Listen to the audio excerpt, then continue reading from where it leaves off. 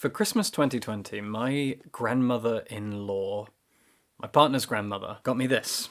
Dear Reader, The Comfort and Joy of Books by Cathy Rentzenbrink. I didn't know much about the book going in. I did ask for it. And I find comfort and I find joy in reading books. And so I wanted the book. Now, before this book came out, and before, or at least before I'd heard of it, I knew about another book, a similar book called Bookworm by Lucy Mangan. And I didn't want to read Bookworm because Bookworm is a story of childhood reading. This was a story of reading books as a kid and how that shapes you into adulthood.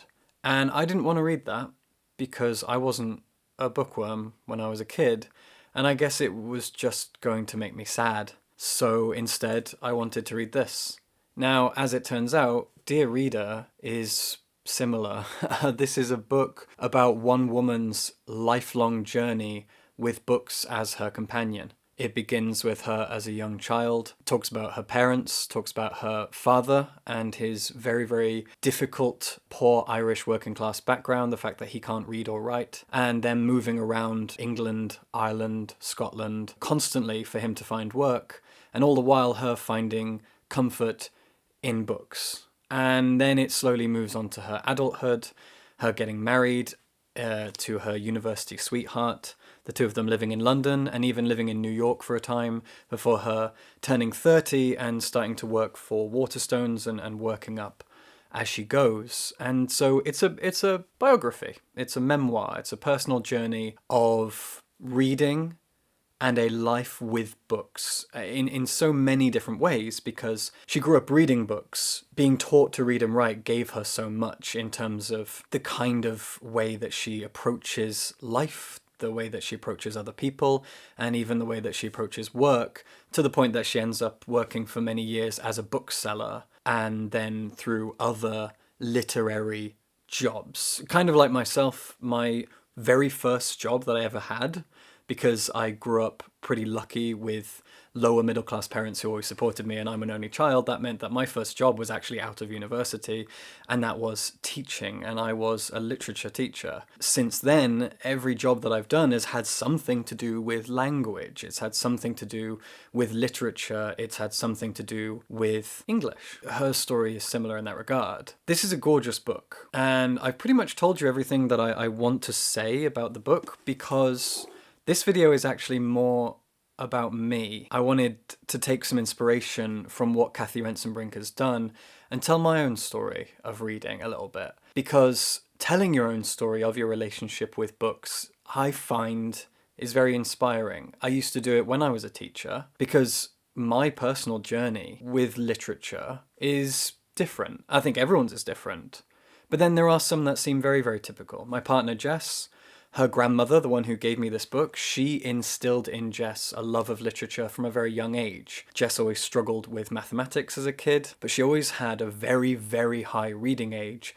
Jess was reading Jane Eyre at 6 years old. And I can't relate to any of that. And so my journey is different. Before I get there, I really do recommend this book. Dear Reader is a very comforting read. I mean, the word comfort is in the title. The way that it's set up is that every chapter goes through a period of Cathy's life, from her young girlhood until her life as a mother. Her first marriage, her second marriage, motherhood, and relationships with her parents, her families, her co-workers, and her relationship as a reader, evolving eventually into becoming a writer. What I found very comforting about it is how slowly Cathy lives her life. I've done quite a lot with my life. I'm 30 and I've lived in multiple countries. I'm a digital nomad. I've traveled the world, but I often freak out about time and I think, oh, I need to do more. I'm already 30. I need to do more with my life. But Cathy instills this wonderful sense of comfort where she's just slowly enjoying life bit by bit as it comes, the jobs that she falls into, the life that she lives, the love that she enjoys, the places she visits. It has a gradual pace to it that she sort of takes it as it comes and enjoys it as she does. And I found that very, very comforting and made me feel kind of secure in myself. And the other thing I really like is that every chapter ends with a recommendation list that is somehow thematically tied to the previous chapter. So every chapter will focus on something that she experiences, and it might be love. It might be a relationship with her parents. It might be work. It might be just reading in general. And so every chapter ends with a small list of about 5-6 books within that theme. So there will be books on motherhood, books on family ties, books about writers, books about readers, books about bookshops, and as it goes on, memoirs, non-fiction, etc., etc. So you get her personal recommendations as it goes, and one of the best things about that is that a lot of them are really modern. It's not trying to connect classics in some way to her own personal life. This is not just her recommending the Brontes and Jane Austen and Charles Dickens. She recommends modern literature. She recommends books that are only a year or two old. One that stuck in my mind is she recommends on the books about writers list, she recommends Ocean Vuong's On Earth We're Briefly Gorgeous. And I thought that was fantastic. I was so happy to see it on the list. So there's a real modernity to it, which makes it a lot more relevant and palpable to some readers. So this is a lovely read. It's really short. It's about 200 pages. I read it on Boxing Day, and it was such a lovely way to spend my Christmas. It's a hug. It's a lovely hug. All right, here's my story. I've already talked about my story in another video, which it was originally an article that I wrote, which you can read, and then I voiced it into my microphone, and I just did I did the voiceover thing. And I loved that video and I loved that article because it turned out to basically be a love letter to my English teacher, Mr. Bradley, who, after I made the video, I made an effort to reach out to him on Twitter, and I found him, and that was really exciting. If you do watch this, Mr. Bradley, I'm still grateful every day for what you did, for what you changed my entire life, for the better, 100%. No one has had a bigger impact on me than Mr. Bradley, my GCSE English teacher from age 14 to 16. So, I've already talked about that a little bit. What I'm going to do here, by the way, that I called that Confessions of a Late Reader, and the reason being, I was a very late reader. We romanticize childhood literacy. We romanticize bookworms. We romanticize children's literature and the way that it affects and molds the minds of children, and I missed out on all of that, every bit of it. I've already talked about that a little bit. What I'm going to do here is just talk about my personal journey with literature, just as Cathy Rentzenbrink does in this book. At the beginning, I was born into a bookless household. There was no literature in my house. My family is a very, very typical British family. My parents were very, very typical white working class English people. My parents both grew up in a small village on the Welsh border in Herefordshire. My dad spent his 20s working in a steel mill, just lava everywhere, lava and steel. He worked in a factory for all of his 20s. My mum was one of 4 girls who lived basically in a shack in a little village, which even had an outhouse. And so they were poor, working class Brits during the 60s and 70s. Inexplicably, as has happened to so many people of their generation and their class, they're now Tories.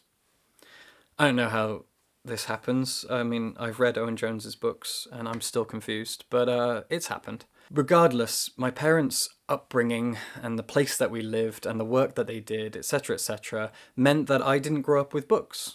And some of my friends did, and I didn't really get it. So I wasn't raised on books. My parents, by the way, are great people. They're good to me. They're great parents, and I love them to pieces, and I always will. But I didn't grow up with books. When Harry Potter came out, the Harry Potter books came out while I was in primary school through the 90s. All the kids around me started reading them, and suddenly break times became very, very quiet. Suddenly at break and lunch, all of the kids were reading Harry Potter, while I looked on completely confused. There was one boy in my class who had a Game Boy, and he was from a pretty rich family, and he had a Game Boy. I looked at his Game Boy, I saw Super Mario Land and Tetris, and I went, I'm going to need that. That's what I want. And so I did. I got a Game Boy. Then I got a PlayStation. And then that's it. Video games were my hobby. They were my life. They were my joy.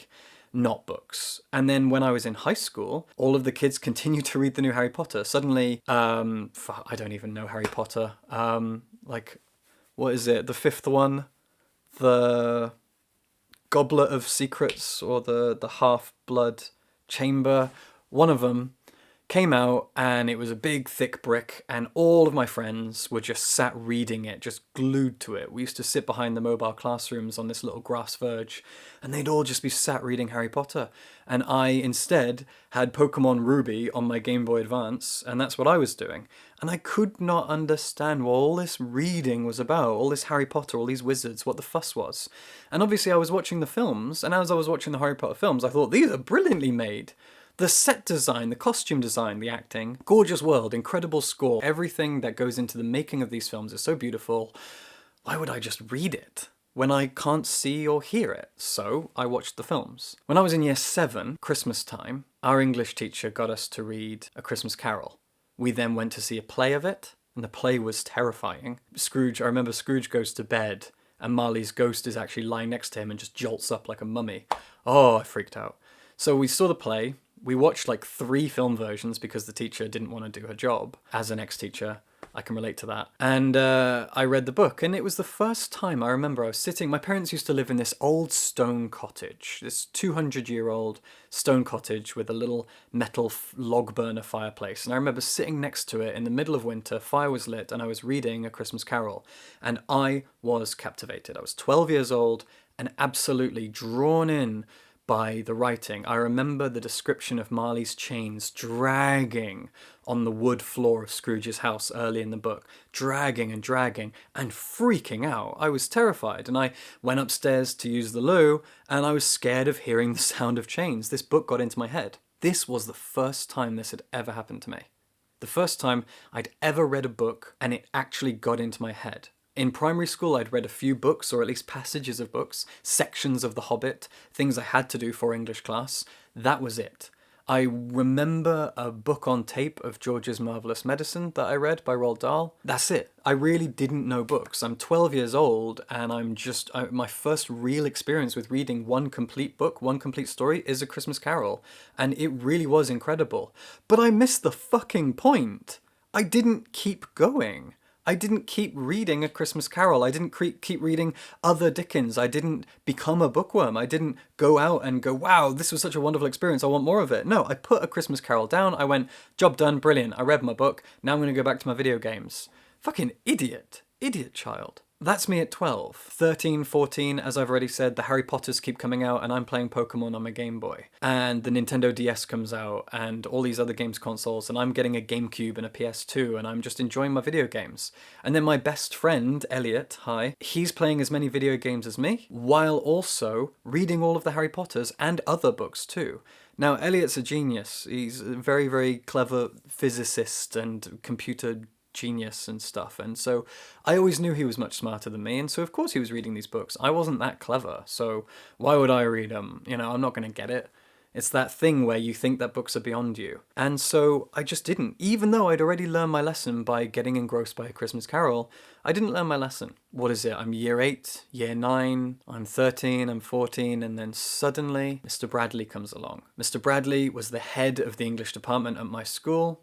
He had a charming northern accent, and he had this quiet, intense passion and love for literature. It was in his blood.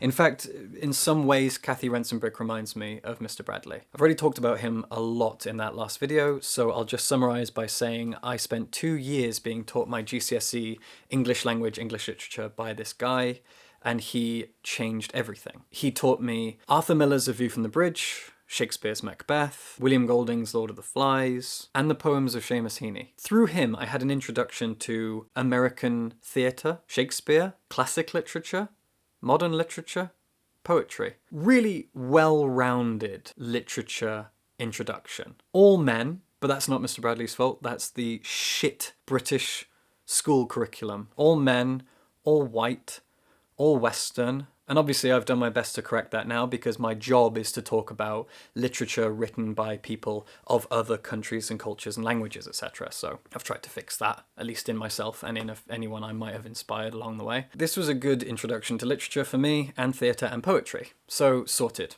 Now I'm a Seamus Heaney fan, Arthur Miller fan, Shakespeare fan, job done. Mr. Bradley did all of that by just showing me that literature is accessible as long as you have someone to show you what you should be reading and how you should be reading it. And of course, this isn't actually the case because people who grew up reading as children, you have reading ages, you have books that are suitable for certain ages where you don't need things analysed, and you don't need things explained to you, and you don't need anyone to hold your hand when it comes to literature. But I did, because I'd skipped all those steps, and so I needed a teacher to show me. And Mr. Bradley then inspired me to become a teacher, and I was a teacher for several years myself, and it was fucking awful. After Mr. Bradley, I suddenly had a firm grasp of what literature did, what it could do, and why it was important.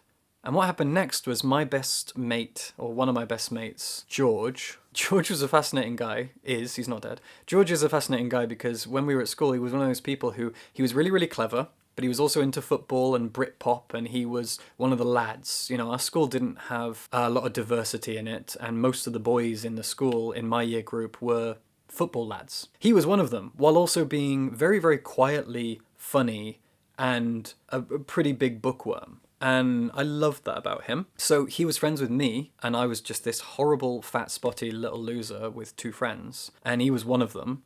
And then he was also one of the football lads, so George was a fun guy. George was reading Northern Lights by Philip Pullman. This was it. This was it for me. George and I were talking about books, we were talking about what we were studying, and he said that Northern Lights is the best thing. So I read it. I picked it up, I bought it in Waterstones, my first time in a bookshop. I read it pretty quickly for me. You know, it probably took me a month, which was great for a kid who'd never really read a book before. And it changed everything, because suddenly I understood what literature did. I understood how you become attached to the characters. I understand that your imagination does exactly half the job, and I had to build Lyra's Oxford in my head, and I had to build Yorick Bernison in my head, and I had to hear his voice, and I had to see what an armoured bear would look like, and what the witches looked like, and the Egyptians. And I learned all of that by doing it. So Northern Lights did so much for me. Northern Lights, or His Dark Materials, Philip Pullman, that was my other half. Mr. Bradley gave me half, and George, by giving me His Dark Materials, gave me the other half.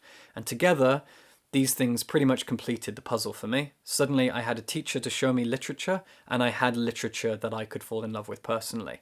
And so, even though I didn't like The Secret Commonwealth, and it was full of massive, massive issues, I will always be grateful to Philip Pullman. His books will always mean a lot to me. They are my Harry Potter. Fuck J.K. Rowling. She's a TERF. Throw her in the bin. But people still love Harry Potter. And I am not sure if Philip Pullman's new trilogy is going to go down as anything great. But His Dark Materials has, and it'll always be there for me. And those books meant everything. They transformed my life. And that's what you need. You need something to grab you, something to change your mind and change your perspective when it comes to literature, when it comes to anything. You know, if you think you don't like video games, there's a video game out there that'll change your mind. Same with films. Same with anything, except maybe sports. So after that, I went off to university, where I studied theatre. I, again, didn't learn my lesson, because I'd read now all of His Dark Materials, and I'd loved them. And when I would try to talk about literature with people, I would just mention His Dark Materials and felt like I knew everything, because I was a very arrogant punk kid. And then I found comic books, and this isn't something I really talk about, but all through university, thanks to watching The Dark Knight when I was 18, just as I was going into university, The Dark Knight came out, made me interested in Batman.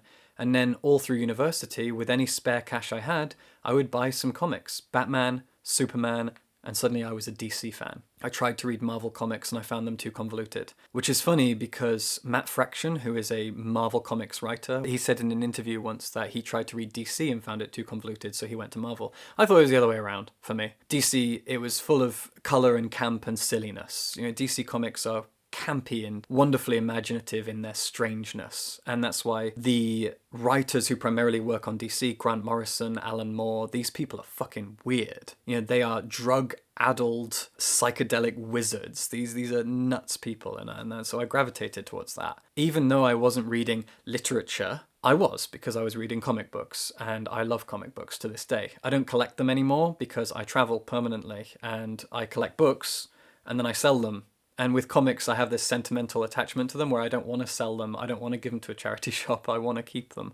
And I have nowhere to put them. But comics, for that time, they were my literature. And then even going into age 22, I'm now going into my teacher training where I'm going to be a literature teacher. And I'm now reading classics at a frantic pace during my teacher training, trying to read anything that I might have to read. but I'm still reading comic books. I'm still collecting comics every week, every month. And so that was kind of my gap between children's literature and reading high literature, literary fiction, classics, whatever you want to call them, was comic books.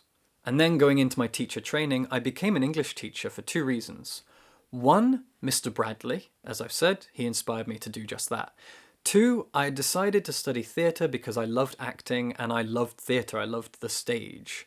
But I knew that I was never going to be a famous actor, and I also knew that statistically, drama teachers didn't have much luck. It was really hard to find a job as a drama teacher, and it was much, much easier to find a job as an English teacher because every school needs English teachers. Every school has a drama department, usually, but there's usually one teacher, whereas English departments might have 5, 6, 7 teachers in them. So they're going to have, numbers. I knew that being an English teacher would land me a job. And I also knew that I wanted to go straight into teaching because it's a career, not a job. And I wanted immediately out of university to do something that I felt was meaningful. Not waste my time working in a shop or working in a random office job that no one can ever describe the actual actions and responsibilities of. You know, Chandler from Friends, no one knows what he does. And I didn't want that. I wanted a job that I could talk about, that felt meaningful, and I was doing something useful. And so I went straight into my teacher training. That year was amazing, mostly because Bon Iver's second self-titled album came out, which is still my favourite album. I think that's the real reason that was a good year for me. But apart from that, I also was reading a lot of great classics. I remember reading To Kill a Mockingbird. That was the first one I picked up.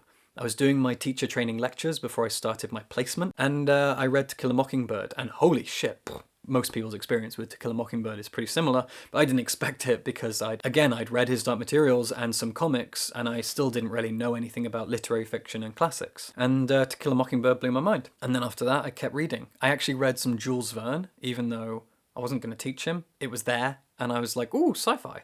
And Jules Verne's fantastic. And I don't think I've read any Jules Verne since then, but I read 2 or 3 of his books.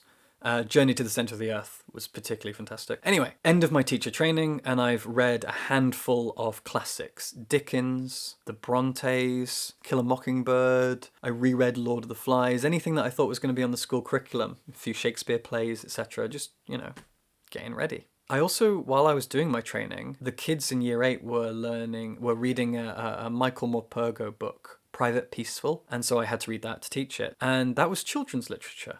And that was like the first children's book I think I'd ever read, apart from his Dark Materials. And wow, Michael Morpurgo, he's great. He's fantastic. So I was pleasantly surprised by that. And because I was enjoying it so much, and I was so surprised by my enjoyment, that enthusiasm that was building inside me got passed on to the kids. And that was pretty much the only thing I had going for me as an English teacher. So now I'm 22, 23, 24. For 2 years, I taught at a school. I got a job during my PGC, and I moved to Surrey, and I taught in a school in Surrey. It was a pretty mixed group of kids, mostly middle-class kids, mostly white kids, not entirely. Massive school, 2,000 kids. Overall, they were pretty nice people. The job had an enormously terrible effect on me that I'm still struggling with to this day. I started seeing a therapist like 2 months ago, and he suggested that my anxiety and my anger issues must stem from some kind of a trauma. And I immediately said, no, my childhood was great. And then I thought to myself, trauma can come at any time. And I think it was that job. I'm not going to dwell on it here, because you are not my therapist. But that job was traumatic for me. It was my first ever job, and it was too much responsibility, and I was still a child. I was a very immature 22-year-old, so. But from there, during that job, I became a bookworm. I was reading the Game of Thrones books, book season, I wanted to keep up. So I did that. While I was on my PGCE, I met a guy called Tom. Tom told me to read Neil Gaiman. I read Neil Gaiman. I'm reading his comics, I'm reading his novels, I'm falling in love, I'm falling deeper, I'm getting comfortable with reading large books, I'm reading Game of Thrones, American Gods, big, large books. Sci-fi and fantasy become my go-to. I'm still reading all these classics for my job, but I'm also reading sci-fi and fantasy, and I figure out that that is my comfort zone. The rest is history. Moving abroad, meeting Jess, working in other countries instills a love of translated literature, but that's a different video, that's a different topic. That's an article I've also already read, written. So that's my story. It was Mr. Bradley, it was his Dark Materials, and it was comic books while I was at university. Those 3 things instilled in me a love of literature that has continued to evolve and grow over time. So, This book is excellent. It's a wonderful memoir. It's a wonderful personal journey with books as the through line all the way through it. And it has now inspired me to tell my own very, very condensed personal journey with literature, which I think is quite a sad one because there were so many wasted years. I should have been reading books as a child. Instead, I was watching cartoons and playing video games. I still love cartoons and video games. I love anime. I play games every single day, but I wish I'd had books as well, or even books instead of, but better late than never. Age 15 isn't that old. So it's fine that I didn't start reading until then. And when I did, it was slow going. I was learning very slowly that books were important. You know, wow, this trilogy of His Dark Materials has changed my life. Done with books now. Ooh, comics. Comics are great. These are changing my life in a similar way. Put those down now. So I wasn't really learning. And then eventually I was like, oh shit, I should just, when I finish a book, I should just read another one. And then I got into the habit. And I was 21 when I realized that I could do that. I could put a book down and pick up another one and keep going and ask other people for recommendations and discuss books with people. It took until I was an actual English teacher to discover that, but I did. So there's my story. Tell yours, for real. In the comments, if you have an interesting story about literature, your connection to literature, please tell me. I want to hear it. All right. Subscribe for books.